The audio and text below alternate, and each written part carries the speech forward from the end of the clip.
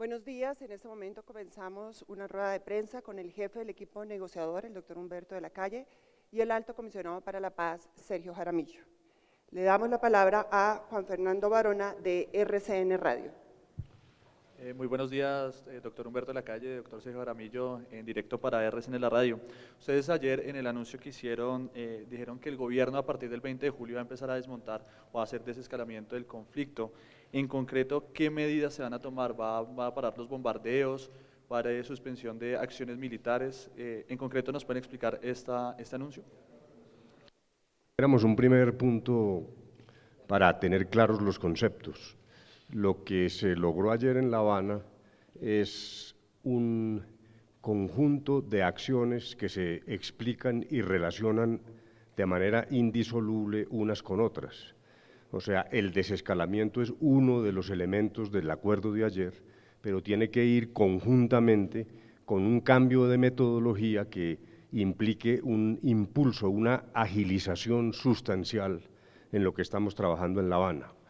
Una y otra cosa son inseparables. Ese es un primer punto.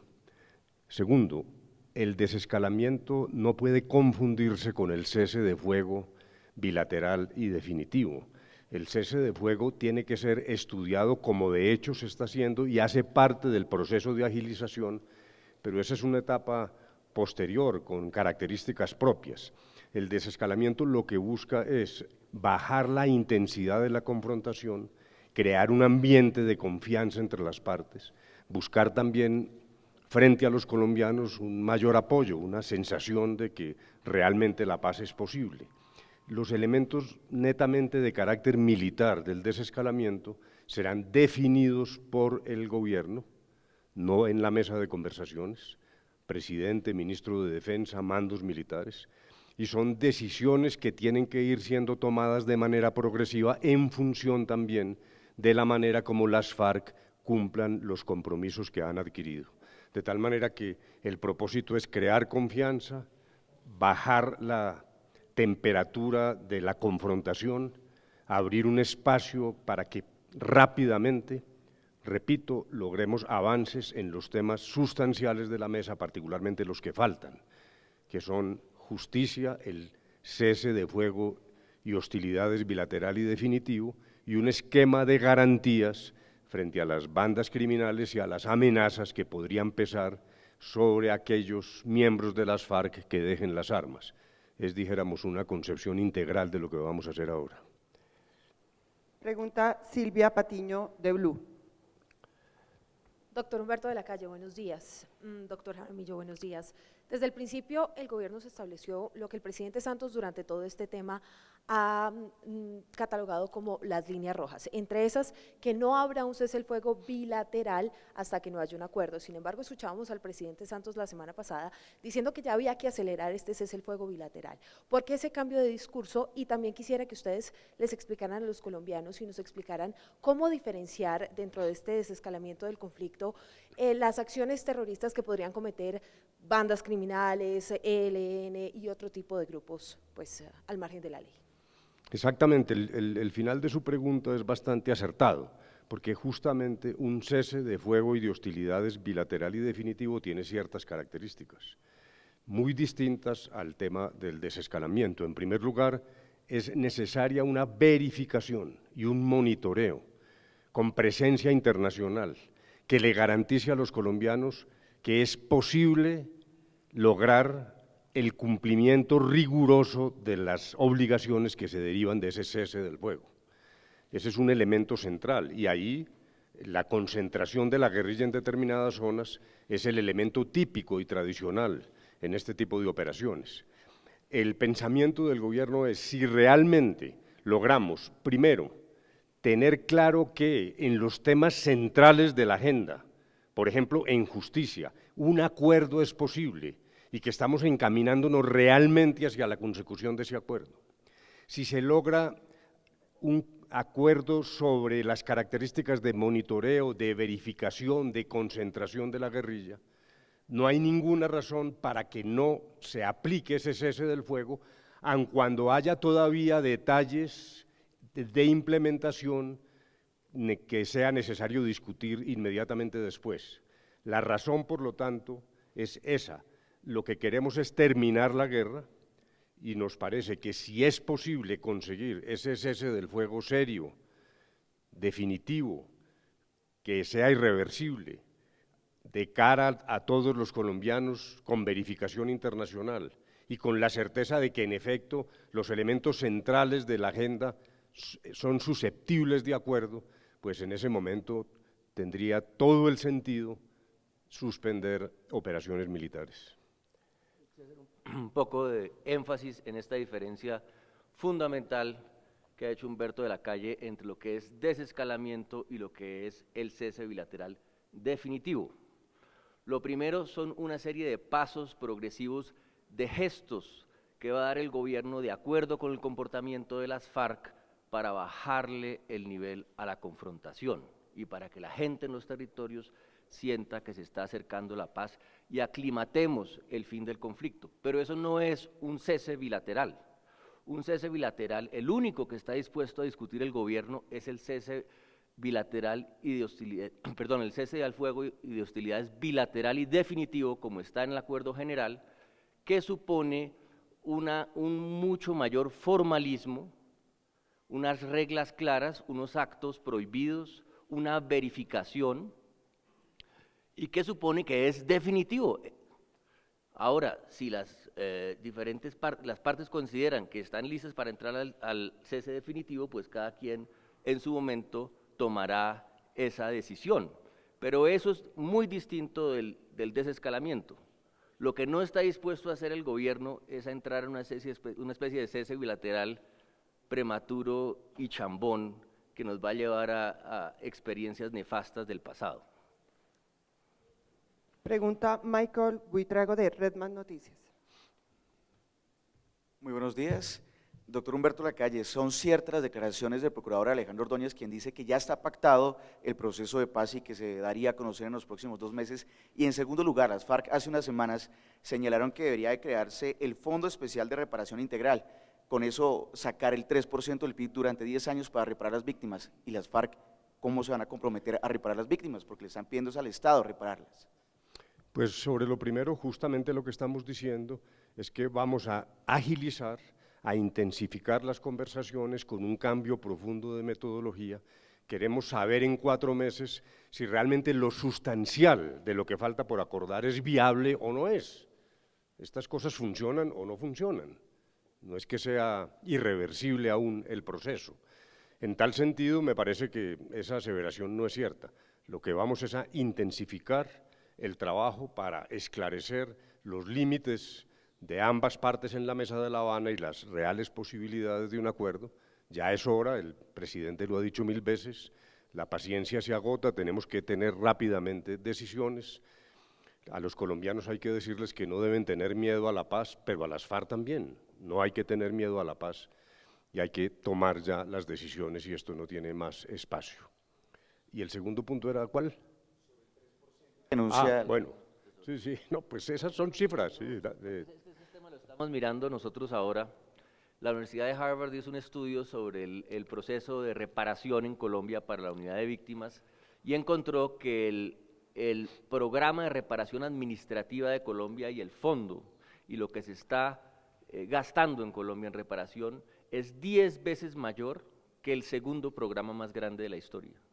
Es decir, la posición del gobierno es lo que hay que hacer en reparación de víctimas individuales lo estamos haciendo. La discusión debe ser más bien cómo le damos a esto una dimensión más colectiva por una parte y cómo las FARC mismas van a contribuir a esa reparación de las víctimas, a la reparación colectiva e individual de las víctimas. En esa es la discusión en que estamos. Pregunta Manuel Jiménez de Canal Capital. Doctor de la Calle, doctor Sergio, buenos días. Ustedes han hablado, o el presidente habló el día de ayer, de no repetir fórmulas del pasado. En el anterior cese se hizo una talanquera a los bombardeos, se cesó los bombardeos. ¿En esta oportunidad se va a hacer ese mecanismo o cuál es el otro mecanismo y cuál es la garantía? Porque se habla de 4 meses, ¿cuál es la garantía de los colombianos de que ni el ejército ni las FARC van a incumplir tácitamente ese cese de hostilidades durante este tiempo? Y una última, ayer el presidente habló de la participación de Paraguay, si no estoy mal, de Uruguay, perdón, en la verificación. Bueno, empecemos por el último punto. En efecto, uno de los elementos fundamentales de un cese de verdad, porque es que lo que no queremos es, cuando nos referimos al pasado, decisiones de todos nos quedamos quietos, y yo hice alusión hace poco a ese juego infantil que se llama estatua. Aquí nos quedamos quietos y esa es una muy mala fórmula, por mil razones, entre otras, porque hay otras fuentes de violencia en Colombia, hay BACRIM, hay narcotráfico, el ELN no ha iniciado conversaciones públicas. Luego, cuando hablamos de un cese del fuego bilateral y definitivo, estamos hablando de una decisión seria de cara a los colombianos, y uno de los elementos centrales de una operación de esta naturaleza, que es compleja, es el de la verificación y el monitoreo. Esto no es fácil, esta es una operación enorme. Un cese del fuego en Colombia y su mecanismo de verificación podría ser una de las mayores operaciones en esta materia en el mundo. Por lo tanto, lo que ambas partes decidieron, y es muy buena seña, es que desde ahora queremos tener en esa subcomisión del punto 3, donde hay militares activos, buscando cuáles son las mejores características para Colombia de ese cese del fuego, personas con experiencia en la verificación y el monitoreo de una operación de esa envergadura. Y ahí entra en juego Naciones Unidas, con la experiencia que ha tenido en todo el mundo, y en particular Uruguay, que desempeña la presidencia pro tempore de UNASUR. Uruguay es uno de los países también con mayor experiencia en acompañar estos procesos en lo que concierne, repito, específicamente a verificación y monitoreo. Lo que se quiere es no improvisar, darle seriedad. Este es un aporte técnico de expertos. Ahí no estamos hablando de política, de discusiones políticas. El propósito es que en esa subcomisión donde hay militares activos de Colombia y miembros de las FARC, seriamente empecemos a pensar de una vez cómo sería una verificación en el futuro, que necesariamente es una operación compleja. No sé, Sergio. Sí, yo quisiera añadir algo, porque ese fue un anuncio muy importante del día de ayer, y es la presencia de un delegado del secretario general de Naciones Unidas, como dijo Humberto de la Calle, y del gobierno de Uruguay, en calidad de presidente de UNASUR, en la subcomisión desde ya para contribuir a la planeación del sistema de verificación y luego a su implementación, sin perjuicio de que se decida invitar a otros países o organizaciones a participar en esto. Y yo creo que eso es una importante muestra de esto que hemos dicho, que tenemos que sacar las lecciones del pasado. Uno tiene que ver lo bueno que se ha hecho en Colombia y también lo que fracasó. Y la verdad es que en los 80 se hizo un cese, una tregua que fracasó, en parte por su sistema de verificación, que era un sistema muy suelto de unas comisiones civiles que no tenían capacidad, que no tenían dientes. Esa lección la tenemos que aprender y además recordar que este cese no es una tregua, este cese no es una cosa más que pasa en el proceso, este cese es el fin de la guerra y por eso necesita uno un sistema de verificación muy robusto que asegure que se están cumpliendo las reglas de juego en el proceso de cese y dejación de armas por parte de las FARC y naturalmente por parte del Estado también. Pregunta Lorena Hoyos de Telesur.